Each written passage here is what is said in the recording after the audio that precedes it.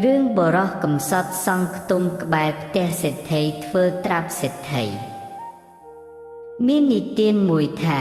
មានបរោះប្តីប្រពន្ធនិងកូនស្រីមួយជាអ្នកលំបាកកំសត់ទុក្ខរត់រកព្រឹកបានស៊ីតែព្រឹករកល្ងាចបានស៊ីតែល្ងាចពុំមានទ្រព្យរបស់អំរោះអំបរអ្វីឡើយទើបបរោះប្តីប្រពន្ធនោះគិតគ្នាថា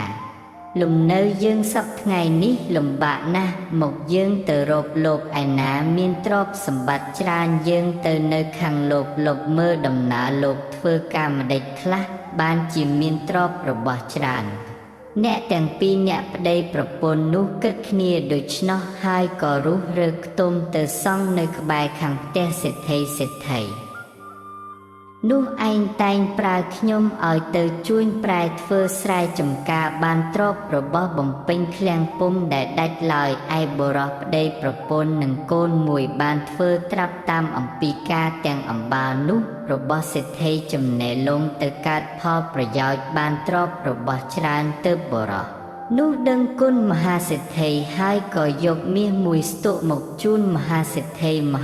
ឋីដណ្ដឹងថាតែហេតុម្ដេចបានជាចៅយកមាសឲ្យអញបុរសប្រាប់ថា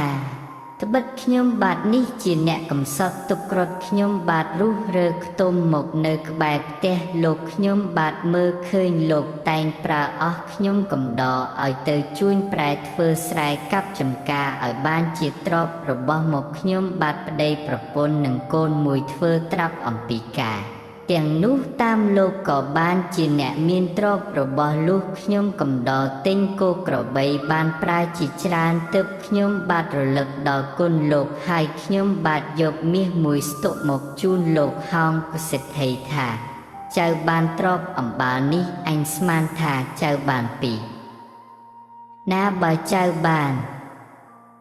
ត្បិតចៅធ្វើតាមចំណេះអញតែងធ្វើដូច្នេះហើយចូលចៅទៅយកទ្រព្យអំបាលនោះមកឲ្យអញនឹងចែករំលែកឲ្យចៅខ្លះក៏បរោះនោះឆ្លើយថាត្បិតខ្ញុំព្រះបាទធ្វើអំពីការត្រាប់តាមលោកបានទ្រព្យរបស់អំបាលនេះខ្ញុំបាទរលឹកគុណលោកទើបខ្ញុំយកមាសមួយស្ទុកមកជូនខ្ញុំបាទយល់ថាលោកនឹងយកតែប៉ុណ្ណេះបើលោកប្រើខ្ញុំបាទឲ្យទៅយករបស់ខ្ញុំបាទទាំងអស់មកខ្ញុំបាទពុំយកមកជូនទេជាសេដ្ឋីនិងបរោះនោះប្រកែកដណ្ដើមទ្រព្យគ្នាទៅវិញទៅមកទើបសេដ្ឋីនាំបរោះនោះទៅដល់ចៅក្រមជំនុំពិចារណាចៅក្រមជំនុំជំរះរឿងនោះពុំបានទើបនាំសេដ្ឋីនិងបរោះនោះទៅគាល់ព្រះមហាក្សត្របរោះនោះក្រាបបង្គំទូលថាខ្ញុំព្រះបាទអម្ចាស់នេះនៅក្បែរផ្ទះសេដ្ឋីនេះខ្ញុំព្រះបាទអម្ចាស់យល់គាត់តែងប្រែខ្ញុំកំដរគាត់ឲ្យទៅជួញប្រែធ្វើស្រែចម្ការបានទ្រព្យជាផលប្រយោជន៍ផ្ទាល់ខ្លួនគាត់ហើយខ្ញុំព្រះបាទអម្ចាស់ប្តីប្រពន្ធនិងកូនមួយយកខ្លួនធ្វើនៅអំពើការត្រាប់តាមគាត់បានទ្រព្យរបស់លុះខ្ញុំទិញគោក្របីទើបខ្ញុំព្រះបាទអម្ចាស់គិតដល់គុណគាត់ហើយយកមាសមួយស្ទុកទៅឲ្យគាត់ពុំយកតែមាសមួយស្ទុកនេះឡើយគាត់ប្រើខ្ញុំព្រះបាទអម្ចាស់ទៅយកទ្រព្យរបស់មាសប្រាក់មកឲ្យគាត់ទាំងអស់ហើយគាត់នឹងចែកឲ្យខ្ញុំព្រះបាទអម្ចាស់វិញខ្ញុំព្រះបាទអម្ចាស់ពុំយកទ្រព្យទាំងនោះមកឲ្យគាត់ទើបគាត់នាំខ្ញុំព្រះបាទអម្ចាស់ទៅប្តឹងចៅក្រមឲ្យជំនុំជម្រះពិចារណាចៅក្រមជំនុំពុំបានសេចក្តីទាំងនេះពុំចេះសូមទ្រង់ព្រះចិន្តាពិចារណាឲ្យខ្ញុំព្រះបាទអម្ចាស់ហោងទើបព្រះមហាក្សត្រទ្រង់ត្រាស់ដណ្ដឹងទៅសេដ្ឋីថាដំណើរព្រះស្ដែងដំណើរព្រះស្ដែងតើដូចម្ដេចសេដ្ឋីក្រាបទូលថាបើដំណើរសេដ្ឋីនៃខ្ញុំព្រះបាទអម្ចាស់នេះដោយពាក្យបរោះក្រាបទូលនេះហោងព្រះមហាក្សត្រទ្រង់យល់ថាសេដ្ឋីលោកមែនពិតទើបព្រះអង្គមានព្រះបន្ទូលដណ្ដឹងថាដំណើរសេដ្ឋីព្រះស្ដែងមានកូនឬឥតកូនគឺសេដ្ឋីក្រាបបង្គំទូលថាពួកខ្ញុំព្រះបាទអម្ចាស់មានកូនប្រុសមួយទើបព្រះអង្គមានព្រះបន្ទូលដណ្ដឹងទៅបរោះនោះវិញថាព្រះស្ដែងមានកូនឬឥតកូន បរោះក្រាបបង្គំទូលថាបុខ្ញុំព្រះបាទអម្ចាស់មានកូនស្រីមួយព្រះមហាក្សត្រមានព្រះបន្ទូលថាដំណើរព្រះស្ដែងទាំងពីរឲ្យម្លេះហើយកុំខឹងនឹងគ្នាទៅវិញទៅមកអញឲ្យព្រះស្ដែងទាំងពីរចង់ពន្ធនឹងគ្នាឲ្យកូនប្រុសសេដ្ឋីនិងកូនស្រីអ្នកជាប្តីប្រពន្ធនឹងគ្នាទៅដើម្បីឲ្យទ្រព្យរបស់ព្រះស្ដែងទាំងពីរអ្នកមូលទៅលើកូននោះឯងសេដ្ឋីនិងបុរសស្ដាប់ព្រះបន្ទូលដូច្នោះហើយចូលចិត្តក៏ក្រាបថ្វាយបង្គំលាទៅលំនៅអាត្មារិះរកប្រដាប់ការកូនទាំងពីរសម្រេចដោយប្រការអំបាលនេះហោងរឿងគៀមនៃសេដ្ឋីលួចទឹកឃ្មុំកណ្ដោសេដ្ឋីមាននិទានមួយថាមានសេដ្ឋីពីរនាក់ម្នាក់ឈ្មោះកណ្ដោសេដ្ឋីម្នាក់ឈ្មោះគៀមនៃសេដ្ឋីអ្នកទាំងពីរស្រឡាញ់គ្នាណាស់យកគ្នាធ្វើខ្លាឯកណ្ដោសេដ្ឋីយកទឹកឃ្មុំ500ពិន្ទងមួយទៅផ្ញើទុកនៅផ្ទះគៀមនៃសេដ្ឋីជាខ្លាទទួលយកទឹកឃ្មុំនោះទុកហើយកណ្ដោ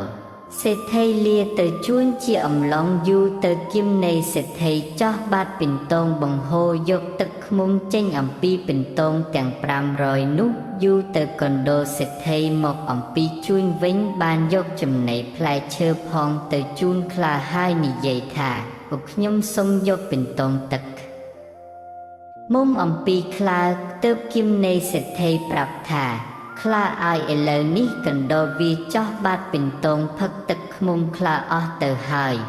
កណ្ដោសេដ្ឋីនិងគៀមនៃសេដ្ឋីប្រកែកជែកគ្នាហើយនាំក្តីនោះទៅប្តឹងចៅក្រមជំនុំពុំបានក៏នាំគ្នាទៅគាល់ព្រះមហាក្សត្រឯកណ្ដោសេដ្ឋីក្រាបទូលថាខ្ញុំព្រះបាទអម្ចាស់យកទឹកឃ្មុំ500ពិន្ទងទៅផ្ញើគៀមនៃសេដ្ឋីជាខ្លាហើយខ្ញុំព្រះបាទអម្ចាស់ទៅជួញលុះខ្ញុំព្រះបាទអម្ចាស់វិលមកវិញទៅសុំយកទឹកឃ្មុំពីខ្លាប្រាប់ខ្ញុំព្រះបាទអម្ចាស់ថាកាន់ដល់វាចោះបាត់ពិន្ទងទាំង500ផឹកទឹកឃ្មុំអស់ខ្ញុំព្រះបាទអម្ចាស់ពុំសុខចិត្តទើបមកក្រាបទូលសូមព្រះអង្គទ្រង់ពិចារណាហោងឯគៀមនៃសេដ្ឋីក្រាបបង្គំទូលថាខ្លានេះបានយកពិន្ទងទឹកឃ្មុំ500មកផ្ញើនឹងខ្ញុំព្រះបាទអម្ចាស់ពិតមែនតែកណ្ដោវាចោះពិន្ទងទាំង500ផឹកទឹកឃ្មុំអស់ខ្ញុំព្រះបាទអម្ចាស់ប្រាប់ដូច្នេះគាត់ពុំជឿបានជាខ្ញុំព្រះបាទអម្ចាស់មកក្រាបបង្គំទូលព្រះអង្គសូមទ្រង់ព្រះចិន្តាពិចារណាហោងព្រះមហាក្សត្រទ្រង់ជ្រាបនៅដំណើរការសេដ្ឋីទាំងពីរនោះហើយទើបទ្រង់មានព្រះបន្ទូលថាប្រហែលសេដ្ឋីទាំងពីរឲ្យគុំព្រះស្ដែងក្តីនឹងគ្នាឡើយដែលព្រះស្ដែងស្រឡាញ់គ្នាអំពីដើមដូចម្ដេចចូលព្រះស្ដែងស្រឡាញ់គ្នាឲ្យដូចដែលនោះទៅឯគៀមនៃសេដ្ឋីយឺព្រះបន្ទូលដូច្នោះក៏ក្រាបលាទៅលំនៅអាត្មាក្រោយនោះព្រះមហាក្សត្រមានព្រះបន្ទូលដណ្ដឹងទៅកណ្ដោសេដ្ឋីថាគៀមនៃសេដ្ឋីមានកូនឬឥតកូនកណ្ដោសេដ្ឋីក្រាបបង្គំទូលថាឌុំមានកូនទើបព្រះអង្គមានព្រះបន្ទូលថាបើមានចូលព្រះស្ដែងទៅលួងលោមហៅមកបើបានមកហើយព្រះស្ដែងត្រឡប់វិលទៅប្រមានគៀមនៃថាកូនខ្លាអញខ្លែងឆាប់យកទៅហើយអញបង្អើវាពុំទម្លាក់សោះកណ្ដោសេដ្ឋីស្ដាប់ព្រះបន្ទូលដូច្នោះថ្វាយបង្គំលាទៅលំនៅអាត្មាហើយទៅប្រឡោមលួងលោមបានកូនគៀមនៃសេដ្ឋីយកទៅលាក់ទុកនៅទីកំបាំងហើយវិលទៅប្រាប់ថាខ្លាឲ្យអញយកកូនខ្លាទៅឥឡូវខ្លែងវាឆាប់យកទៅអញដេញបង្អើវាពុំទម្លាក់ឡើយកាលបើឮដូច្នោះគៀមនៃសេដ្ឋីខឹងពន់ពេកហើយនាំកណ្ដោសេដ្ឋីឡើងទៅក្រាបបង្គំទូលព្រះមហាក្សត្រថាកណ្ដោសេដ្ឋីនេះយកកូនខ្ញុំព្រះបាទអម្ចាស់ទៅនៅផងលុះអំឡុងយូរទៅគាត់ថាខ្លែងវាឆាប់កូនខ្ញុំព្រះបាទអម្ចាស់សូមទានព្រះអង្គទ្រង់ព្រះពិចារណាឯកណ្ដោសេដ្ឋីក្រាបបង្គំទូលថាខ្ញុំព្រះបាទអម្ចាស់យកកូនខ្លានេះមកពិតមែនខ្ញុំព្រះបាទអម្ចាស់ពុំលាក់ទេតែខ្លែងវាឆាប់យកទៅ គាត់ពុំជឿខ្ញុំព្រះបាទអម្ចាស់ឡើយសេចក្តីនេះពុំចេះសូមទ្រង់ព្រះពិចារណាហោងព្រះមហាក្សត្រទ្រង់ជ្រាបដំណើរការសេដ្ឋីទាំងពីរហើយទ្រង់មានព្រះបន្ទូលថាទុសេដ្ឋីអើយបើខ្លែងឆាប់យកកូនព្រះស្ដែងទៅដូច្នោះត្រូវព្រះស្ដែងទាំងពីរអ្នកធ្វើសច្ចាធិដ្ឋាននឹងគ្នាថាគូសូមឲ្យគឹមនៃសេដ្ឋីបានទឹកឃ្មុំពេញពិន្ទងដូចដែលវិញឲ្យខ្លែងទម្លាក់កូនមកឲ្យកណ្ដូលសេដ្ឋីដូចដែលវិញបើព្រះស្ដែងទាំងពីរស្រឡាញ់គ្នាមែននឹងបានសេចក្តីសម្រេចប្រាថ្នាពុំខានបើបានដូចសច្ចាធិដ្ឋានព្រះស្ដែងទាំងពីរហើយចូលព្រះស្ដែងនាំគ្នាមកកាន់អញវិញកាលព្រះមហាក្សត្រមានព្រះបន្ទូលដូច្នេះហើយសេដ្ឋីទាំងពីរក្រាបបង្គំលាទៅលំនៅទីតីគឹមនៃសេដ្ឋីយកទឹកឃ្មុំចាក់ពេញពិន្ទងទាំង500ដូចដែលហើយនាំឡើងថ្វាយព្រះមហាក្សត្រកណ្ដូលសេដ្ឋីឮថាគឹមនៃសេដ្ឋីយកទឹកឃ្មុំទៅថ្វាយក៏យកកូនទៅថ្វាយដែរព្រះមហាក្សត្រមានព្រះបន្ទូលឲ្យយកទឹកឃ្មុំទៅឲ្យកណ្ដូលសេដ្ឋីហើយឲ្យយកកូនអំពីកណ្ដូលសេដ្ឋីមកឲ្យគឹមនៃសេដ្ឋីហើយមានព្រះបន្ទូលថាព្រះស្ដែងទាំងពីរកុំអអន់ចិត្តនឹងគ្នាចូលស្រឡាញ់គ្នាដូចដើមវិញទៅជាសេដ្ឋីទាំងពីរទទួលព្រះបន្ទូលហើយក្រាបថ្វាយបង្គំលាទៅកាន់លំនៅទីតីហោងរឿងបុរសកំសត់នៅក្បែរផ្ទះសេដ្ឋីស្រង់ក្លិនអាហារសេដ្ឋីមាននិទានមួយថាមានបុរសកំសត់ម្នាក់នៅក្បែរខាងផ្ទះសេដ្ឋីបើខ្យល់បក់ពីខាងលិចរុះរើខ្ទុំទៅសង់ពីខាងកើតបើខ្យល់បក់ពីខាងកើតរុះរើខ្ទុំទៅសង់ពីខាងលិចបើខ្យល់បក់ពីខាងជើងរុះរើខ្ទុំទៅសង់ពីខាងត្បូងបើខ្យល់បក់ពីខាងត្បូងរុះរើខ្ទុំទៅសង់ពីខាងជើងសេដ្ឋីឃើញដូច្នោះប្រើខ្ញុំទៅដណ្ដឹងថាបុរសនោះចេះតែរុះរើខ្ទុំទៅមកធ្វើអ្វីដូច្នេះខ្ញុំទៅដណ្ដឹងបុរសនោះប្រាប់ថាកូនអ្នកអើយអ្នកប្រាប់លោកផងថាបើដែលខ្ញុំរុះរើទៅមកត្បិតខ្ញុំស្រង់ក្លិនចំណីអាហារលោកនេះឯងក៏ខ្ញុំក៏វិលមកប្រាប់វិញដោយដំណើរនោះសេដ្ឋីគិតថា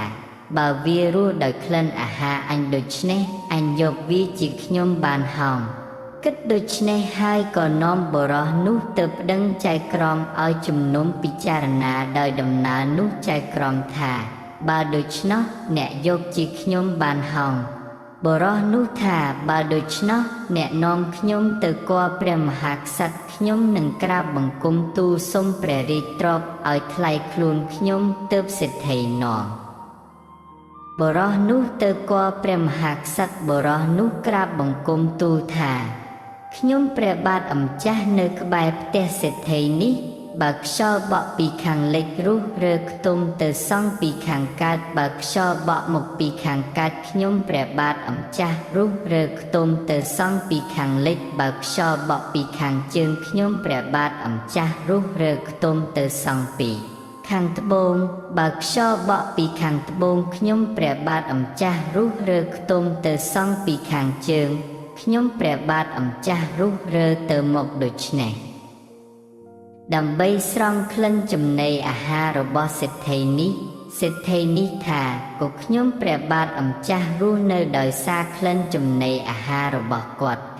ហើយគាត់ចាប់ខ្ញុំព្រះបាទអម្ចាស់យកទៅប្តឹងចៅក្រមបង្គាប់ឲ្យខ្ញុំព្រះបាទអម្ចាស់ទៅជាខ្ញុំសេដ្ឋីនេះខ្ញុំព្រះបាទអម្ចាស់មកក្រាបទូលសុំព្រះរាជទ្រព្យឲ្យថ្លៃខ្លួនខ្ញុំព្រះបាទអម្ចាស់គឺព្រះមហាក្សត្រទ្រង់ដណ្ដឹងទៅសេដ្ឋីថាមនាលសេដ្ឋី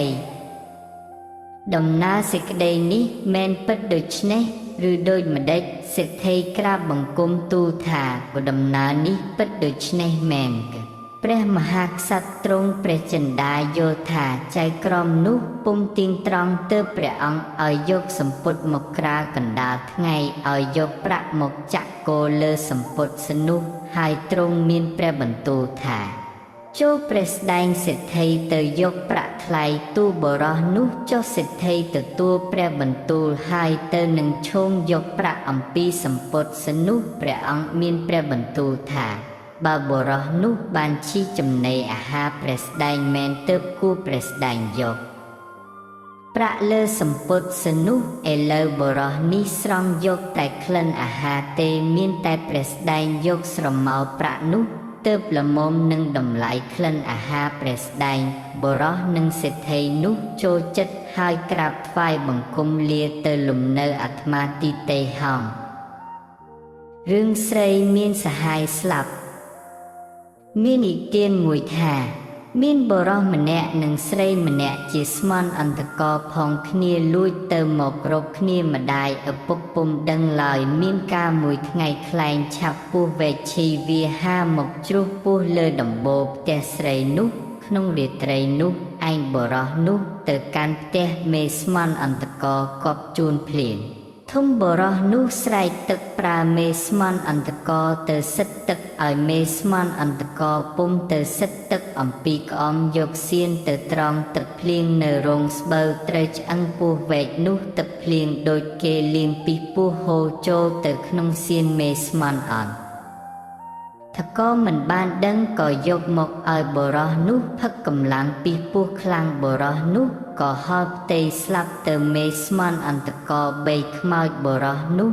យកទៅដាក់នៅកណ្ដាលផ្លូវលុះព្រឹកឡើងឪពុកម្ដាយបុរសស្លាប់នោះដឹងថាកូនបាត់ហើយដើរក្មេកគ្មៀតទៅរកបានឃើញខ្មោចកូននៅកណ្ដាលផ្លូវក៏ភិតភ័យរលះរឡាងទៅប្តឹងចៅក្រមឯចៅក្រមដណ្ដឹងថាកូននោះស្លាប់ដោយមានហេតុឬឥតហេតុម្ដាយឪពុកឆ្លើយថាពួកខ្ញុំពុំឃើញហេតុអ្វីទេចៅក្រមថាបើឥតហេតុដូច្នោះយើងនឹងជំនុំជម្រះឲ្យពុំបានទើបឪពុកម្ដាយប្តឹងចៅក្រមឲ្យនាំខ្លួនឡើងទៅគាល់ព្រះមហាក្សត្រហើយក្រាបបង្គំទូលថាវសូមទ្រង់ព្រះអង្គមេត្តាប្រោសកូនខ្ញុំព្រះបាទអម្ចាស់នេះស្លាប់នៅកណ្ដាលផ្លូវចៅក្រមពិចារណារកឲ្យខ្ញុំព្រះបាទអម្ចាស់ពុំបានឡើយទើបខ្ញុំព្រះបាទអម្ចាស់មកក្រាបទូលព្រះបាទអម្ចាស់ពុំជេរសូមទ្រង់ព្រះពិចារណាទើបព្រះមហាក្សត្រទ្រង់មានព្រះបន្ទូលថាបើអស់ចៅក្រមទាំងអម្បាលមកនោះជំនុំពិចារណាក្តីនេះពុំបានក៏អញនឹងពិចារណាខ្លួនឯងទើបព្រះអង្គឲ្យហៅកំឡោះរាជានគរម្នាក់មកហើយទ្រង់មានព្រះបន្ទូលថាចូលព្រះស្ដែងយកខ្មោចបុរសនោះទៅដាក់លើផ្ទះឪពុកម្ដាយហើយប្រាប់អស់ទាំងស្រីផងឲ្យទៅយំសោកក្បែរខ្មោចបុរសនោះហើយព្រះស្ដែងចាំស្ដាប់ទំនួញអស់ស្រីទាំងនោះវាយំទួញថាម្ដេចខ្លះ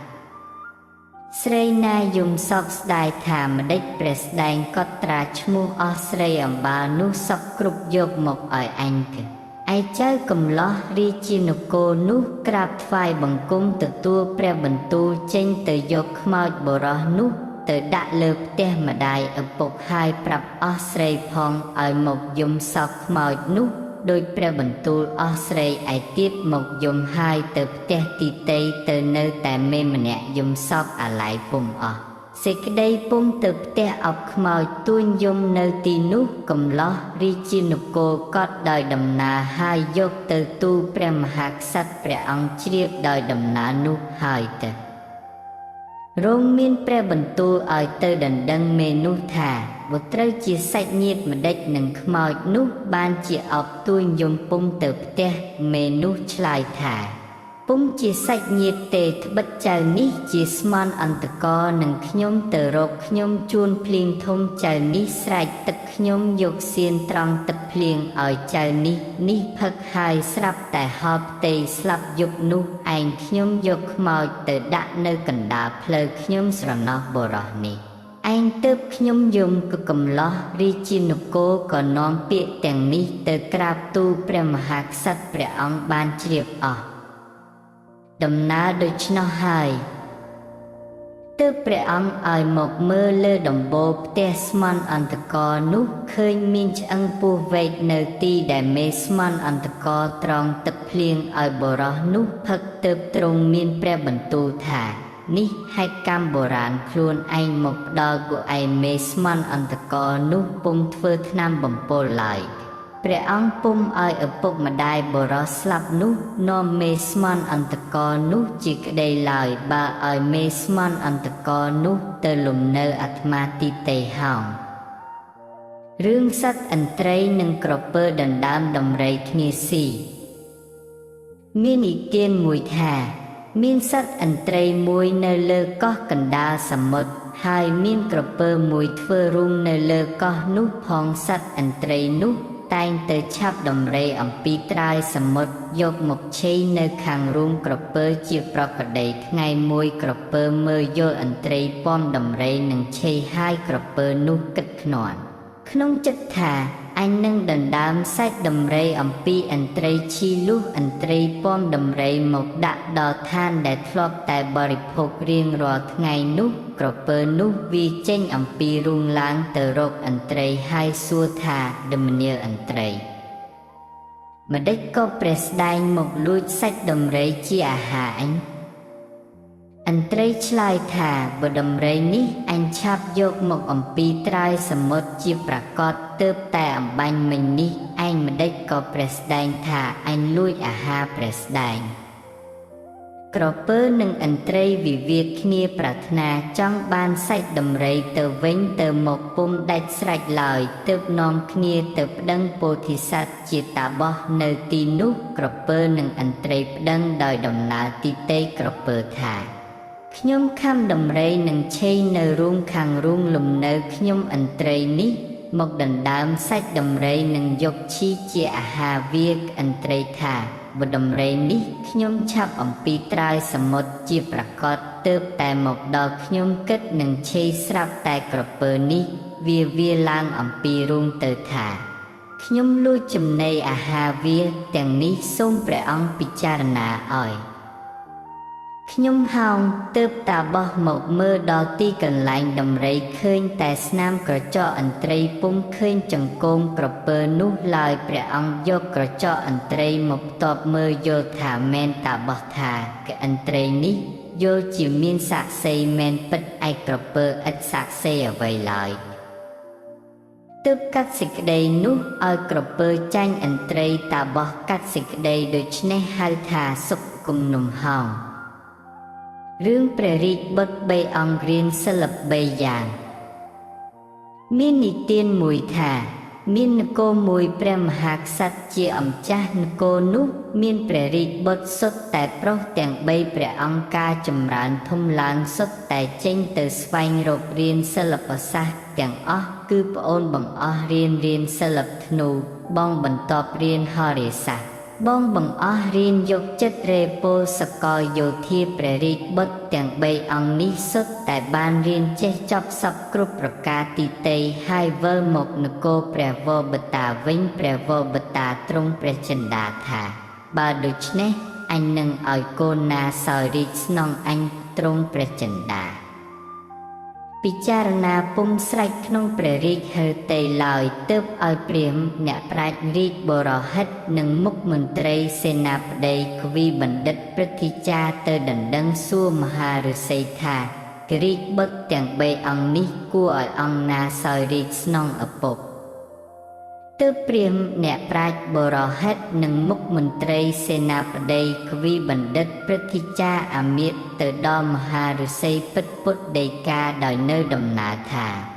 ពិតមហាសីឲ្យព្រះមហាក្សត្រជាអម្ចាស់យើងខ្ញុំមានព្រះរាជបុត្រ3ព្រះអង្គសុទ្ធតែចេះសិល្បសាស្ត្រគឺមួយចេះសិល្បធ្នូមួយចេះហោរាសាស្ត្រមួយចេះយកចិត្តរេពលសកលយោធាបណ្ដាអង្គទាំង3នេះតើអង្គណាគួរគ្រងរាជសម្បត្តិបានមហាឫសីឆ្លើយថាបើអ្នកចេះយកចិត្តរេពលសកលយោធាគួរបានជាស្ដេចអ្នកចេះសិល្បធ្នូគួរទុកជាសេនាបតីអ្នកចេះហោគួរទុកជាឧបរាជដើម្បីតម្រែតម្រង់សេចក្តីកប់ខុសស្នងអង្គស្ដេចសម្រេចការខុសត្រូវដោយនៅប្រការអំបាលនេះឯងហោងរឿងព្រះរាជកុមារ4អង្គត្រូវជ្រើសយក1អង្គសោយរាជមាននិទានមួយថាមានព្រះរាជកុមារ4អង្គចេញទៅរៀនសិល្បសាស្ត្រឯ ឯក្រុងតកសិលាមហានគោលុះរៀនសិល្បចប់សពគ្រប់ហើយត្រឡប់វិលវឹងមកឈប់សម្រាកនៅឧទ្យានមួយកាលនោះមានព្រះមហាក្សត្រនគរដទៃមួយសោយព្រះទីវង្គតហើយឥតអ្នកណានឹងធ្វើជាស្ដេចសោយរាជស្នងព្រះមហាក្សត្រនោះទើបព្រាហ្មណ៍អ្នកប្រាជ្ញបរហិតមុខមន្ត្រីសេនាបតីកវីបណ្ឌិតព្រឹទ្ធាមាត្រទឹមបុរតអធិដ្ឋានផ្សងរកអ្នកមានបុណ្យដើម្បីទទួលយកមកឲ្យសោយរាជសម្បត្តិគ្រប់គ្រងព្រះនគរនោះការផ្សងទៅបុរតនោះពុំទៅរំលងឧទ្យាននោះឡើយពួកបរហិតចូលទៅមើលយករាជបុត្រទាំង4ព្រះអង្គគង់នៅទីនោះក៏យកទឹកស្រង់ទាំង4ព្រះអង្គស្រេចហើយអញ្ជើញចេញមកទើបអស់ព្រាហ្មណ៍អ្នកប្រាជ្ញបរហិតនិងមុខមន្ត្រីសេនាបតីកវីបណ្ឌិតព្រឹទ្ធាមាត្រទាំងនោះពិចារណាគ្នាថាគិរីកុមារទាំង4ព្រះអង្គនេះយើងនឹងយកព្រះអង្គណាជាម្ចាស់យើងទើបព្រាហ្មណ៍អ្នកប្រាជ្ញបរហិតអំបាលនោះគិតធ្វើជាប្រស្នាពិសោធន៍រាជកុមារទាំង4ថាអង្គឯណាមានបុណ្យប្រកបដោយលក្ខណៈត្រូវបានជាស្ដេចគិតដូច្នេះហើយក៏ព្រាហ្មណ៍អ្នកប្រាជ្ញទាំងនោះក្រាបបង្គំទូលថាពិតព្រះរាជកុមារទាំង4ព្រះអង្គយើងខ្ញុំនឹងនិទានរឿងមួយថ្វាយព្រះអង្គសូមព្រះអង្គទ្រង់ព្រះសណ្ដាប់វាហើយព្រាហ្មណ៍និទានថាដុមាននគរមួយមានរាជធីតា4ព្រះអង្គនាងមួយមានរូបឆោមល្អប្រពៃនាងមួយចេះវត្តប្រតិបត្តិហើយចេះប្រដាប់ភោជនាហារដ៏មានរសឆ្ងាញ់ពិសានាងមួយចេះផ្គត់ផ្ទង់សាពើទ្រព្យផងរក្សាទុកមិនឲ្យខ្ចាត់ខ្ចាយនាងមួយចេះប្រដៅខ្ញុំកំដរផងចេះចាយទ្រព្យឲ្យទានសំព្រាមផនាចារនិងស្មុំយាចុកផងបើនាងទាំង4សុទ្ធតែប្រកបដោយលក្ខណៈទីតីដូច្នេះតើព្រះអង្គទាំង4សពព្រះរាជហឫទ័យនឹងយកនាងណាជាព្រះរាជទេពីនៃព្រះអង្គនីមួយព្រះរាជកុមារមួយថាគនាងដែលមានរូបល្អនោះគួរជារាជទេពីព្រះរាជកុមារមួយថាគនាងដែលមានវត្តប្រតិបត្តិចេះប្រដាប់ភោជនាហារដ៏មានរសឆ្ងាញ់ពិសានោះគួរជារាជទេពីរាជកុមារមួយថានាងដែលចេះផ្គត់ផ្គង់សាពើទ្រព្យរក្សាទុកមិនឲ្យខ្ចាត់ខ្ចាយនោះគួរជារាជទេពីព្រះរាជកុមារមួយថាវិនាងដែលចេះប្រដៅខ្ញុំកំដរផងចេះចំណាយទ្រព្យផ្គត់ផ្គង់សំព្រាមផនាចារនិងឲ្យទានស្មុំយាចុកផងនោះគួរបានជារាជទេពីទើបអស់ព្រាហ្មណ៍អ្នកប្រាជ្ញរាជបរហិតមុខមុន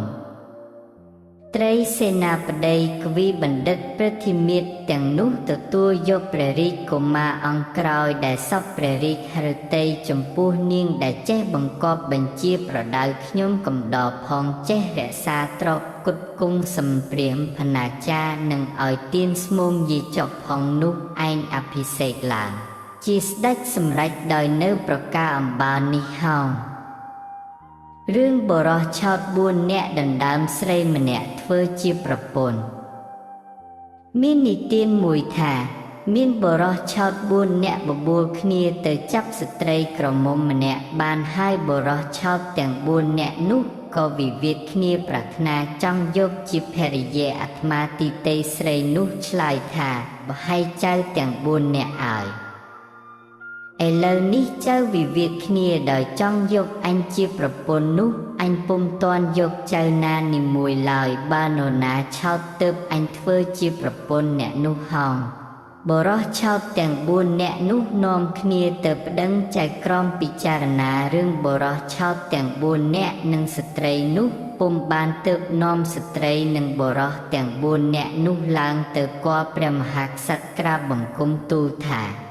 សូមព្រះរាជទានបរោះឆោតទាំង4នេះចាប់ស្ត្រីក្រមុំម្នាក់នេះបានមកហើយវិវាទគ្នាប្រាថ្នានឹងយកជាភរិយាអាត្មាទីតីគឺស្ត្រីនេះពុំយកអ្នកណាឡើយគ្រាន់តែ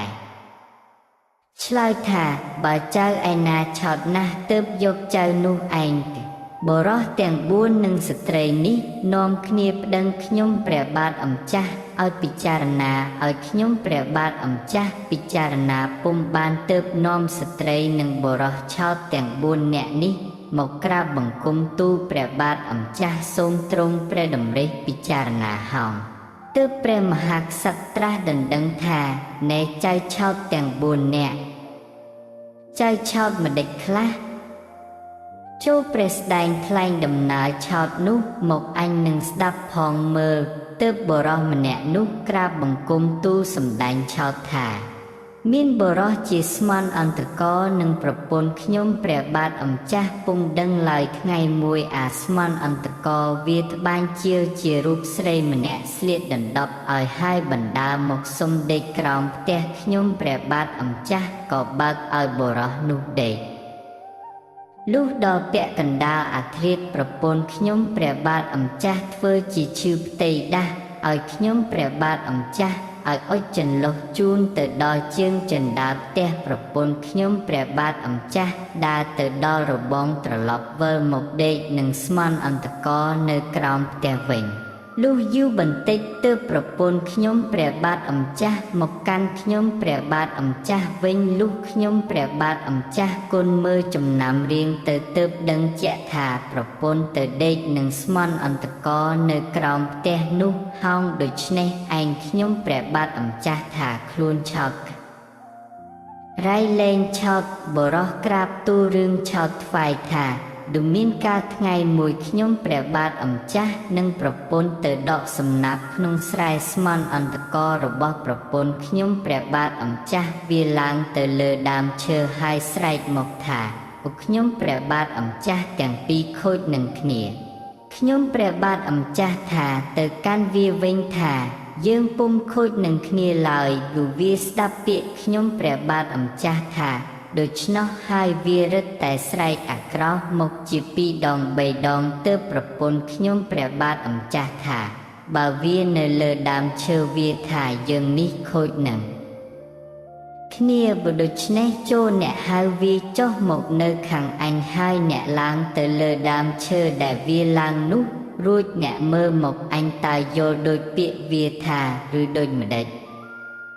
លុះប្រពន្ធខ្ញុំព្រះបាទអម្ចាស់ថាដូច្នោះទើបខ្ញុំព្រះបាទអម្ចាស់ហៅវាចុះមកនៅខាងប្រពន្ធខ្ញុំបាទអម្ចាស់ហើយខ្ញុំព្រះបាទអម្ចាស់ឡើងទៅនៅលើដើមឈើដែលវាឡើងនោះលុះវាចុះមកវិញវាខូចនឹងប្រពន្ធខ្ញុំព្រះបាទអម្ចាស់មើលទៅឃើញវាខូចនឹងគ្នាហើយខ្ញុំព្រះបាទអម្ចាស់គិតយល់ថាមែនដូចពាក្យវាថាទើបខ្ញុំព្រះបាទអម្ចាស់ចុះអំពីលើដើមឈើនោះមកកាន់ប្រពន្ធវិញលុះចំណេរទៅខ្ញុំព្រះបាទអម្ចាស់ចាំឃ្លាំមើលចំណាំរៀងទៅទៀតទើបយល់ថាវាខូចនឹងប្រពន្ធខ្ញុំព្រះបាទអម្ចាស់ពិតមែនដូច្នេះខ្ញុំព្រះបាទអម្ចាស់យល់ថាខ្លួនឆោតក្រៃលែងឆោតបរោះម្នាក់ក្រាបទូលរឿងឆោតថ្វាយថាកាលខ្ញុំព្រះបាទអម្ចាស់នៅកំឡោះគេហៅខ្ញុំព្រះបាទអម្ចាស់ទៅហូបបាយខ្ញុំព្រះបាទអម្ចាស់ឃើញស្រីក្រមុំច្រើនពេកខ្ញុំព្រះបាទអម្ចាស់ខ្មាស់គេពុំបានហូបបាយតែខ្ញុំព្រះបាទអម្ចាស់ឃ្លានបាយណាស់ខ្ញុំព្រះបាទអម្ចាស់យកអំបុកមកអោបពេញមាត់ទាំងថ្ពាល់ទាំងសងខាងអំបុកនោះរីកចេញឃើញដូចបោសនឹងលេបចូលពុំរួចនឹងខ្ជាក់ចេញពុំបានលុះគេទឿនឲ្យហូបបាយហូបនឹងគេពុំបានឡើយគេឃើញខ្ញុំព្រះបាទអម្ចាស់ស្ងៀមដូច្នោះទើបគេយកចន្លុះមកឆ្លុះមើលថ្ពាល់ទាំងសងខាងឃើញដូចបោកខ្ញុំព្រះបាទអម្ចាស់រឹតតែខ្មាស់ស្រីក្រមុំទាំងនោះណាស់ទៅទៀតដូច្នេះខ្ញុំព្រះបាទអម្ចាស់យល់ថាខ្លួនឆោតក្រៃលែងឆោតបរោះម្នាក់ទៀតសម្ដែងឆោតក្រាបទូលថាមានកាលថ្ងៃមួយខ្ញុំព្រះបាទអម្ចាស់វិចបាយមួយសំណុំចង់ពុននៅផ្លែលំពែងដើរចេញទៅចូលក្នុងព្រៃខ្ញុំព្រះបាទអម្ចាស់បញ្ឈរលំពែងនៅក្រោមឈើមួយដើមលុះខ្ញុំព្រះបាទអម្ចាស់ឃ្លានបាយឈោងយកបាយសំណុំពុំបានឡើយខ្ញុំព្រះបាទអម្ចាស់ក៏បញ្ឈរលំពែងចុះក្បែរដើមឈើហើយឡើងឈើនោះសួរតាមមេឃនឹងយកកញ្ចប់បាយមកស្រាយហូបខ្ញុំព្រះបាទអម្ចាស់ផ្លាត់ជើងធ្លាក់ចុះលើផ្លែលំពែងមុតធ្លុះថ្ពាល់ទាំងពីរខាងពុំបានស្រាយបាយចេញមកហូបឡើយហេតុដូច្នេះទើបខ្ញុំព្រះបាទអម្ចាស់នេះ យល់ថាខ្លួនខ្ញុំព្រះបាទអម្ចាស់ឆោតក្រៃលែងឆោតកាលព្រះមហាក្សត្រទ្រង់ព្រះសណ្ដាប់បុរសទាំង4នាក់សម្ដែងសេចក្តីឆោតរបស់អាត្មាទីតីដូច្នេះហើយព្រះអង្គមានព្រះបន្ទូលថាព្រះស្ដែងឆោតទាំង3នាក់ឥតបន្តសាក់សេអ្វីជាប្រកបឡើយឯព្រះស្ដែងឆោតដែលត្រូវលំពេងធ្លុះថ្ពាល់នោះឃើញថាជាក់ប្រកបគ្រាន់បើហើយទ្រង់បង្គាប់ឲ្យបានស្ត្រីនោះជាប្រពន្ធបុរសនោះឯងព្រះមហាក្សត្រព្រះអង្គកាត់សេចក្តីដូច្នេះហៅថាសុបគំនុំហោរឿងបុរស2នាក់ដណ្ដើមតាំងយូរគ្នាមាននិទានមួយថាមានបុរសមួយបាំងតាំងយូដើរទៅតាមផ្លូវមានបុរសមួយទៀតដើរមកជួបនិយាយទៅកាន់ម្ចាស់តាំងយូថាកូនអ្នកអើយថ្ងៃក្តៅណាស់អ្នកឲ្យខ្ញុំដើរដោយសាររំលឹកតាំងយូផងបានឬទេចៅម្ចាស់តាំងយូឆ្លើយថាបុជួអ្នកមកដើរផងគ្នាចុះទើបចៅនោះដើរចូលមកក្រោមលុបតាំងយូហើយថាកូនអ្នកអើយឲ្យមកខ្ញុំកាន់ឲ្យអ្នកចៅម្ចាស់តាំងយូក៏ឲ្យតាំងយូទៅចៅនោះកាន់ហើយដើរទៅផងគ្នាលុះដល់ផ្លូវបែកដើរបែកចេញទីទេពីគ្នាឯចៅម្ចាស់តាំងយូមុននឹងដើរទីទេពីគ្នានិយាយថាចូលឲ្យតាំងយូកញ្ញវិញពួកចៅនោះថាអញនឹងឲ្យតាំងយូអញទៅចៅមិនដេចបានបើតាំងយូជារបស់អញកាន់ពីផ្ទះអញមកចៅម្ចាស់តាំងយូនោះខឹងហើយដណ្ដើមតាំងយូអំពីចៅនោះអស់ចិត្តពុំបានឡើយទើបចៅទាំងពីរអ្នកនាំគ្នាទៅដល់ចៅក្រមហើយក៏ប្តឹងដោយដំណើរទីតីចៅមួយឆ្លើយថាបើតាំងយូខ្ញុំកាន់អំពីផ្ទះខ្ញុំមកចៅនោះមកដណ្ដើមតាំងយូនេះពីខ្ញុំឯម្ចាស់តាំងយូឆ្លើយថាក៏របស់ខ្ញុំកាន់ដើរមកពីផ្ទះចៅនេះដើរមកជួបនឹងខ្ញុំបានសុំដើរដោយសាររំលឹកតាំងយូខ្ញុំហើយយកតាំងយូពីខ្ញុំទៅកាន់លុះដល់ផ្លូវបែកមុននឹងដើរបែកចេញពីគ្នាខ្ញុំយកតាំងយូខ្ញុំវិញចៅនេះពុំឲ្យខ្ញុំឡើយទើបខ្ញុំទាំងពីរនាំគ្នាមកប្តឹងលោកម្ចាស់សូមលោកពិចារណាក្តីនេះឲ្យយើងខ្ញុំហងចៅក្រមកាត់ក្តីនេះពុំបានទើបនាំចៅទាំងពីរនេះឡើងក្រាបបង្គំទូលព្រះមហាក្សត្រដោយនៅដំណើរនោះសពគ្រប់ព្រះមហាក្សត្រទ្រង់ព្រះចិន្តាពិចារណាឆ្វេងយល់ដោយនៅប្រាជ្ញាទឹកវិសេសក៏ទ្រង់ឲ្យពុះតាំងយូនោះចែកគ្នាមួយចំហៀងម្នាក់ហើយទើបព្រះអង្គឲ្យទៅផ្ទះទីតីរួចទ្រង់ឲ្យអាមាត្យទៅតាមស្ដាប់ពាក្យសម្ដីចៅទាំងពីរនោះដល់ផ្ទះរៀងខ្លួនឯបុរសម្ចាស់តាំងយូកាបើទៅដល់ផ្ទះប្រពន្ធស្រែកសួរថាដូចតាំងយូបាត់ទៅណាមួយចំហៀងប្តីឆ្លើយថាដូមេអើយអញដើរទៅជួបនឹងចៅម្នាក់មកដោយសាររំលឹកតាំងយូញហើយវាយកទៅកាន់ដើរផងគ្នាទៅដល់ផ្លូវបែកមុននឹងបែកទៅតាមផ្លូវទីទេពីគ្នាអញយកតាំងយូវិញវាពុំឲ្យទើបនាំគ្នាទៅគាល់ព្រះមហាក្សត្រទ្រង់បង្គាប់ឲ្យពុះតាំងយូនេះចែកគ្នាអាមាត្យពាក្យប្រពន្ធបរិសម្ចាស់តាំងយូសួរហើយប្តីប្រាប់ប្រពន្ធដូច្នោះក៏កត់ពាក្យនោះនាំមកថ្វាយព្រះមហាក្សត្របរិសម្នាក់ទៀតដើរទៅដល់ផ្ទះប្រពន្ធស្រែកសួរថាយើបានតាំងយូមួយចំហៀងមកពីណាប្តីប្រាប់ទៅប្រពន្ធថាវឯងអើយអញដើរទៅលេងបានតាំងយូមួយចំហៀងប្រងើយអាមាត្យឲ្យបានឬពាក្យបរោះនោះនិយាយហើយបានកត់ត្រាពាក្យនោះនាំថ្វាយព្រះមហាក្សត្រទ្រង់ឲ្យហៅចៅទាំងពីរនោះមកដល់ហើយទើបទ្រង់ឲ្យសូត្រតម្រាពាក្យនោះឲ្យចៅទាំងពីរស្ដាប់ចៅដែលដណ្ដើមតាំងយូនោះយល់ថាខ្លួនខុសពិតហើយក៏ឥតចម្លើយអ្វីនឹងឆ្លើយឡើយអន់មុខអៀនអន់ស្ងាត់បាត់មាត់នៅទីនោះទើបព្រះមហាក្សត្រទ្រង់ព្រះរាជបញ្ជាឲ្យបរិសនោះសង់តាំងយូគេព្រះមហាក្សត្រទ្រង់ព្រះរាជបញ្ជាដូច្នេះចៅទាំងពីរនោះចូលចិត្តហើយក៏ក្រាបបង្គំលាទៅលំនៅទីតីហោងរឿងបរិសឪពុកនិងកូនប្រុសជួបនឹងក្រពើមាននិទានមួយថា មានបរិះឪពុកនិងកូនបរទេសចេញទៅជួញជួបនឹងក្រពើមួយដែលភ្លើងព្រៃរលរលាកជើងទាំង4និងដើររកជីពុំបានអត់អាហារស្គមរិងរៃបរិះឪពុកនិងកូនបានឃើញក្រពើនោះរលាកជើងទាំង4ស្គមទាំងខ្លួននិងវាពុំបានដូច្នេះហើយបរិះនោះអាសូរក្រពើបានកាប់ឈើមកចង់អប់ក្រពើនោះរឹងជាប់លើកដាក់ទេបទៅលុះដល់បឹងមួយធំជាទីសុខសប្បាយបរោះនោះដាក់ក្រពើចុះក្នុងទឹកក្រពើនោះបានផឹកទឹកអកភក់ឆ្អែតហើយគិតនឹងខំនោះវិញបរោះនោះថាព្រះស្ដែងកុំខំអញមានគុណលើព្រះស្ដែងក្រពើនោះថាឌូមានគុណនឹងអញឯណាបើចង់អញស្ទើរស្លាប់ដូច្នេះអញឈីព្រះស្ដែងឲ្យតល់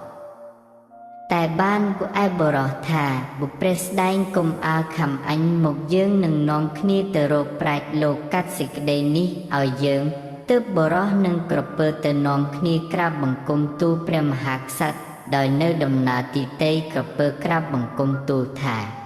ខ្ញុំព្រះបាទអម្ចាស់នៅទីមួយស្ងៀមស្រាប់តែចៅនេះមកចង់អបខ្លួនខ្ញុំព្រះបាទអម្ចាស់ជាប់លើកដាក់លើទេបទៅខ្ញុំព្រះបាទអម្ចាស់បំរះពុំរួចព្រោះតែធ្វើទុកខ្ញុំព្រះបាទអម្ចាស់បានជាខ្ញុំព្រះបាទអម្ចាស់ខំបរោះនេះឆេបរោះក្រាបបង្គំទូលថាក្រពើនេះភ្លើងព្រៃរលរលាកជើងទាំង4វាពុំបានខ្ញុំព្រះបាទអម្ចាស់អាសូរទើបយកឈើចង្អុបហើយ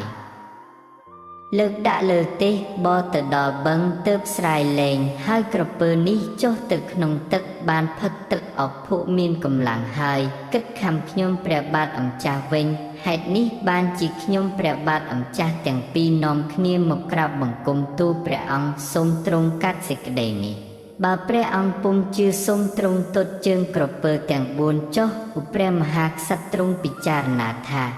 ក្រពើអធរពុំដឹងគុណគេឡើយទើបព្រះអង្គកាត់ថាបើដូច្នោះមែនមានតែព្រះស្ដែងឲ្យគេចង់ព្រះស្ដែងដូចអំពីមុននោះសិនហើយសឹមអញពិចារណាឲ្យព្រះស្ដែងទើបព្រះអង្គឲ្យបរោះនោះទៅចងក្រពើនោះជាប់ដូចអំពីមុនហើយទ្រង់មានព្រះបន្ទូលថា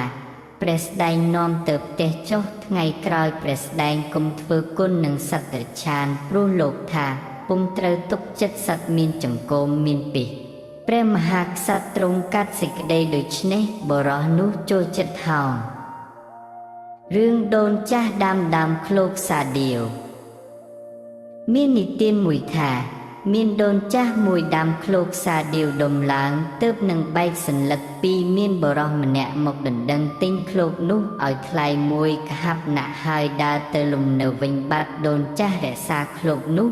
លុះឃ្លោកផ្លែមានបរោះម្នាក់ដតេមកដណ្ដឹងទិញឃ្លោកនោះទៀតដូនចាស់ថា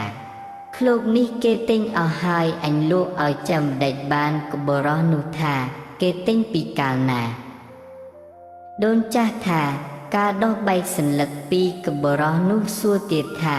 គេទិញដូននោះតើឲ្យថ្លៃប៉ុន្មានដូនថាការគេមកទិញនោះគេឲ្យថ្លៃមួយកហាប់ណាក់បរោះនោះថាគេទិញតែដើមទេឥឡូវខ្ញុំយកថ្លៃឃ្លោកជូនព្រោះបានទិញហើយក៏ដូនចាស់ថាអូចៅឲ្យអ្នកទិញមុនគេយកផ្លែនោះឯងអូចៅនោះថាបើលែងតែលក់ឲ្យខ្ញុំចុះខ្ញុំឲ្យថ្លៃជូនពីកហាប់ណាស់ដូនចាស់អរនឹងប្រាក់នោះក៏លក់ឃ្លោកនោះទៅបរោះនោះទិញបានផ្លែឃ្លោកហើយក៏នៅចាំរក្សាឃ្លោកនោះលុះដល់ធំក៏បេះយកទៅធ្វើសាដៀវហើយដេញលេងនៅលំនៅអាត្មាឯងឯបរោះទិញដើមឃ្លោកអំពីមុនដើរទៅបរោះនោះដេញសាដៀវពីរោះក៏ចូលទៅដណ្ដឹងថាក៏បានឃ្លោកសាដៀវនេះពីណាបរោះដេញសាដៀវថាអញទិញគេចៅមួយដណ្ដឹងទៀតថាចៅទិញពីណាចៅម្ចាស់សាដៀវថាបុទិញអំពីដូនចាស់ពូចៅទិញដើមឃ្លោកមុនថាដូចម្ដេចក៏ចៅលួចផ្លែឃ្លោកអញអាចើម្ចាស់សាដៀវថាអញទិញពីដូនចាស់នោះត្រឹមត្រូវតាមច្បាប់ម្ដេចក៏ចៅថាអញលួចឃ្លោកចៅឯងបើដូច្នេះយើងនឹងគ្នាទៅដណ្ដឹងដូនចាស់ម្ចាស់ឃ្លោកនោះទើបចៅទាំងពីរអ្នកនាំគ្នាទៅដល់ដូនចាស់នោះហើយសួរថាបើដូនលក់ផ្លែឃ្លោកឲ្យចៅនេះមែនឬ ដូនចាស់ថាបើលក់មែនវាចៅម្ចាស់ឃ្លោកដែលទិញពីមុននោះថាម្ដេចក៏ដូនលក់ផ្លែឃ្លោកខ្ញុំកាលបើដូច្នេះចៅទាំងពីរនាំគ្នាទៅគាល់ព្រះមហាក្សត្រសូមទ្រង់កាត់សេចក្តីនោះទើបព្រះមហាក្សត្រទ្រង់ព្រះចិន្តាពិចារណាហើយមានព្រះបន្ទូលថាព្រះស្ដែងទិញមុនគេនោះទិញតែដើមទេហើយដើរទៅបាត់ទៅពុំនៅរក្សាផ្លែឃ្លោកនោះត្រូវបានទៅព្រះស្ដែងដែលទិញក្រោយនោះឯងព្រោះទ្រង់ព្រះវិនិច្ឆ័យដូច្នេះហើយសុខគុំលំហងបរោះទាំងពីរសុខចិត្តក៏ក្រាបបង្គំលាទៅកាន់ផ្ទះអាត្មាទីតីរឿងបរោះ4នាក់ដើររកភូមិដាំដើមដូងមាននិទានមួយដំណាលថាមានបរោះ4នាក់គិតគ្នារកភូមិនឹងដាំដើមដូងបរោះទាំង4នាក់ក៏បណ្ដាលគ្នាទៅដល់ភូមិមួយមានស្រះ4ទើបបរោះទាំង4យកដូងទៅដាំកណ្ដាលភូមិនោះហើយបរោះទាំង4ទៅរក្សាដូងនោះបរោះម្នាក់នៅខាងកើតដើមដូងបរោះម្នាក់នៅខាងលិចដើមដូងបរោះម្នាក់នៅខាងជើងដើមដូង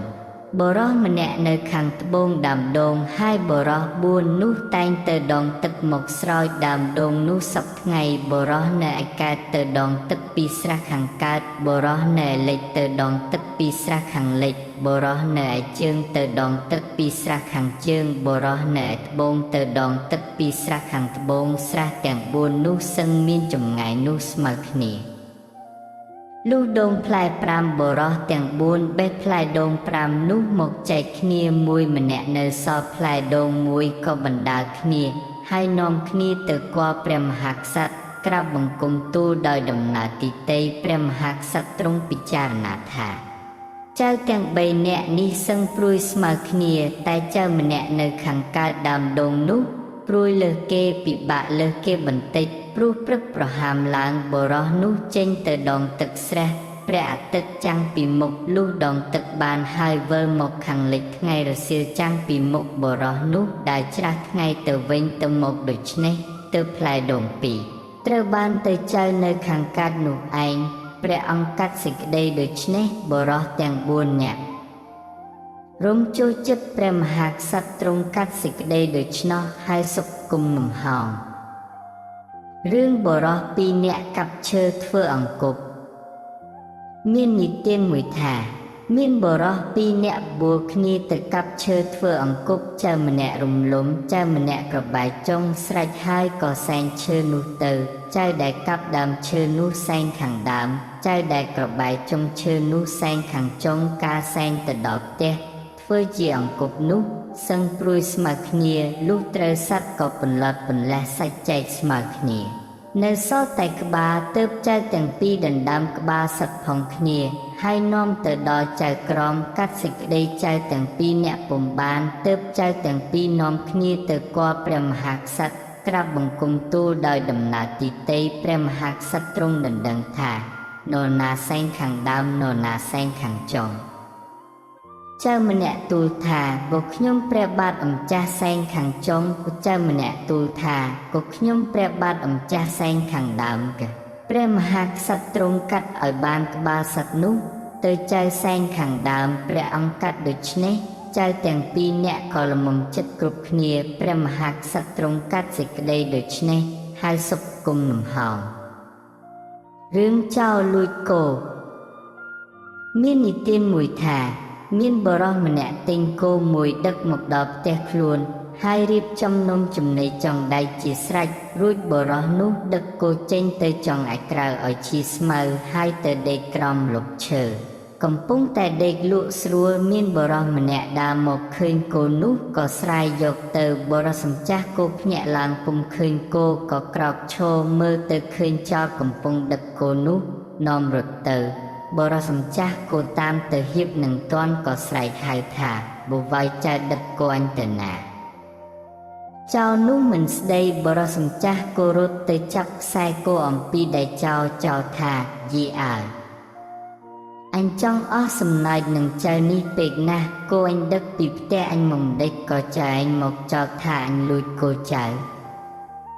ចៅទាំងពីរដណ្ដើមគោគ្នាទៅវិញទៅមកសុទ្ធតែបានរៀងខ្លួនទើបចៅទាំងពីរនោះដឹកគោទៅប្តឹងចៅក្រមដោយដំណើរទីតីពីគ្នាចៅក្រមកាត់សេចក្តីឲ្យចៅទាំងពីរអ្នកនោះពុំបានក៏នាំគ្នាទៅគាល់ព្រះមហាក្សត្រក្រាបបង្គំទូលតាមដំណើរនោះ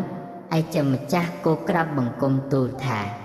គោនេះខ្ញុំព្រះបាទអម្ចាស់ទើបនឹងទិញពីគេមកដល់ផ្ទះចង់ឲ្យទទួលព្រះរាជទានស្មៅខ្ញុំព្រះបាទអម្ចាស់ទៅទទួលព្រះរាជទានដំណេកលក់ស្រាប់តែចៅនេះមកលួចដឹកគោខ្ញុំព្រះបាទអម្ចាស់យកទៅលុះខ្ញុំព្រះបាទអម្ចាស់ក្រោកពីដំណេកទៅតាមយកគោពីចៅនេះពុំព្រមចេះដណ្ដើមគោពីខ្ញុំព្រះបាទអម្ចាស់គឺព្រះមហាក្សត្រទ្រង់ដណ្ដឹងថាគោនេះចៅឲ្យស៊ីអ្វីចៅម្ចាស់គោក្រាបទូលថាបើឲ្យទទួលព្រះរាជទានស្មៅចៅឆ្លើយថាគោខ្ញុំព្រះបាទអម្ចាស់ដឹកគោមកអំពីផ្ទះខ្ញុំព្រះបាទអម្ចាស់ស្រាប់តែចៅនេះដើរមកពីណាមកដណ្ដើមគោខ្ញុំព្រះបាទអម្ចាស់កណ្ដាលផ្លូវព្រះមហាក្សត្រទ្រង់សួរថាគោនេះចៅឯងឲ្យស៊ីអ្វីចៅឆ្លើយថាបើឲ្យទទួលព្រះរាជទានសណ្ដែកព្រះមហាក្សត្រឲ្យអាមាត្យឲ្យយកស្លឹកប្រយង្គប់បង្អក់គោហើយគោនោះវារើចេញមកឃើញតែស្មៅពុំឃើញស្លឹកសណ្ដែកដល់មួយទងនៅក្នុងពោះគោនោះឡើយព្រះអង្គមានព្រះបន្ទូលថាអានេះលួចគោមែនហើយទើបព្រះអង្គកាត់ឲ្យចៅម្ចាស់គោនោះឈ្នះព្រះអង្គកាត់ដូច្នេះហើយសុខគុំលំហោងរឿងបរោះកំសត់ចេញទៅជួញមាននិទានមួយថាមានបរោះកំសត់ម្នាក់ចេញទៅជួញបានមាស5ផែននាំមកដល់ផ្ទះអាត្មាយកមាសនោះទៅកប់ក្រោមជើងជណ្ដើរហើយយកធ្មេញនឹងកាំបិតដាក់លើប្រពន្ធបរោះនោះមានស្មានអន្តកចៅស្មានអន្តកនោះលបស្ដាប់ក្រោមផ្ទះការដែលប្តីឡើងទៅលើផ្ទះប្រពន្ធដណ្ដឹងសួរថា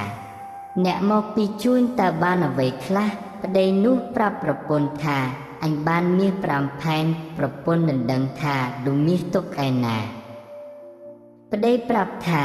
អញកប់នៅជើងជណ្ដើរហើយយកធ្នូនឹងកាំបិតសង្កត់លើក្អែអាស្មានអន្តកមេនោះវាហើយវាទៅកាយយកមាសនៅក្រោមជើងជណ្ដើរនោះបាត់ទៅលុះព្រឹកឡើងបរោះនោះទៅមើលកំណប់មាសនោះឃើញបាត់ហើយបរោះនោះថាអញឲ្យអញកប់មាសនេះយកពុនវេលាណាស់ហើយឥតអ្នកឯណាដឹងផងទេមានតែធ្មេញនឹងកាំបិតនេះឯងឥឡូវនេះមាសឯងបាត់អញមិនថានរណាទេអញថាធ្មេញនឹងកាំបិតនេះវាលួចមាសអញបើដូច្នេះអញមិនអត់ឡើយទើបបរោះនោះនាំទៅប្តឹងចែកក្រមកាត់សេចក្តីនោះពុំបានក៏បរោះនាំសេចក្តីនោះទៅគាល់ព្រះមហាក្សត្រក្រាបបង្គំទូលដោយដំណើរថាខ្ញុំព្រះបាទអម្ចាស់កប់មាស5ផែននៅក្រោមជើងជណ្ដើរឥតមាននរណាដឹងទេមានតែធ្មេញនឹងកាំបិតនេះឯងនៅក្នុងទីនោះឥឡូវនេះមាសនោះបាត់ខ្ញុំព្រះបាទអម្ចាស់មិនថានរណាឡើយថាធ្មេញនឹងកាំបិតនេះឯងលួចមាសនោះទើបខ្ញុំព្រះបាទអម្ចាស់នាំធ្មេញនឹងកាំបិតនេះមករៀបបង្គំទូលទ្រង់ព្រះករុណាពិសេសពុំជេរសុំទ្រង់ពិចារណាសេចក្តីនេះហោងទើបព្រះមហាក្សត្រទ្រង់ព្រះចិន្តាពិចារណាឧសមជាប្រពន្ធបរោះនេះពុំស្លូតត្រង់គេហើយទ្រង់មានព្រះបន្ទូលថាបើដូច្នេះจะរកខួចបានមួយមកឲ្យយើង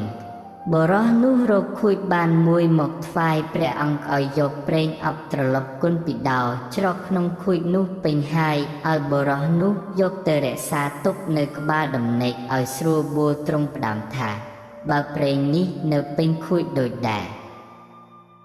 ចៅកុំអាលមកកាន់សំណាក់យើងចាំប្រេងនេះបាត់សឹមចៅមកប្រាប់យើងកបរោះនោះក៏យកប្រេងទៅទុកនៅក្បាលដំណេកតាមព្រះរាជបញ្ជាយូរបន្តិចទៅអាស្មានអន្តកនោះមករកមេនោះឃើញប្រេងនោះក៏លាបឲ្យអាស្មានអន្តកនោះស្រោកចុះកន្លះខួចបរោះសួរប្រពន្ធថាវិនាងអើយ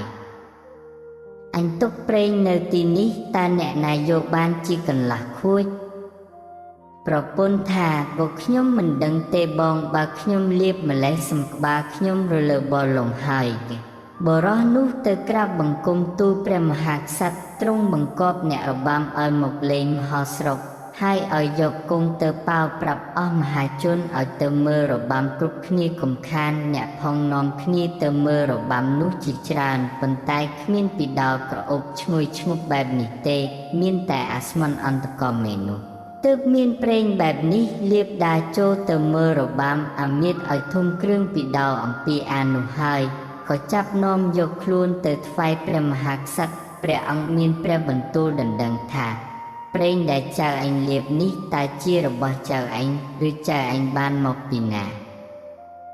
ចៅនោះនៅស្ងៀមឥតមានចម្លើយអ្វីនឹងក្រាបទូលព្រះមហាក្សត្រឡើយទើបព្រះអង្គមានព្រះបន្ទូលថាអូចៅអើយម្ដេចមិនឆ្លើយចៅចង់ឆ្លើយថាម្ដេចក៏ចូលឆ្លើយមកចុះករីចៅនោះហេតុតែជាចោលនឹងលាក់ពំបានក៏ឆ្លើយដោយពិតថាក៏ខ្ញុំព្រះបាទអម្ចាស់បានប្រេងពីប្រទេសចៅនេះឯងព្រះមហាក្សត្រទ្រង់ដណ្ដឹងថាបើចៅបានអំពីប្រទេសចៅនេះតើនរណាឲ្យចៅឬចៅយកខ្លួនឯងចៅនោះក្រាបទូលថាក៏ប្រពន្ធចៅនេះឲ្យទើបព្រះអង្គឲ្យទៅហៅប្រពន្ធចៅនោះមកដណ្ដឹងសួរប្រពន្ធឆ្លើយក្រាបទូលថាប្រេងនេះខ្ញុំម្ចាស់ពុំបានឲ្យទេចៅនេះយកលាបខ្លួនឯងព្រះអង្គមានព្រះបន្ទូលថាចៅនេះលួចមាសហើយលួចទាំងប្រពន្ធចៅឯងផងឥឡូវវាលួចទាំងប្រេងចៅឯងទៀតត្បិតចៅមកពីជួញនោះកប់មាសនៅជើងជណ្ដើរហើយនិយាយប្រាប់ប្រពន្ធអានេះវាពាក្យចៅឯងនិយាយហើយវាទៅកាយយកមាសចៅឯងទៅហើយព្រះអង្គបង្គាប់អាស្មន់អន្តកថាបើដូច្នេះត្រូវចៅឯងទៅយកមាសមកឲ្យគេវិញទើបអានោះទៅយកមាសមកឲ្យបរោះជាម្ចាស់ព្រះមហាក្សត្រទ្រង់កាត់ឲ្យបរោះនោះឈ្នះហើយទ្រង់បង្គាប់ឲ្យលោកអាចោរប្រុសនិងមេស្រីនោះដាច់សរៅហោង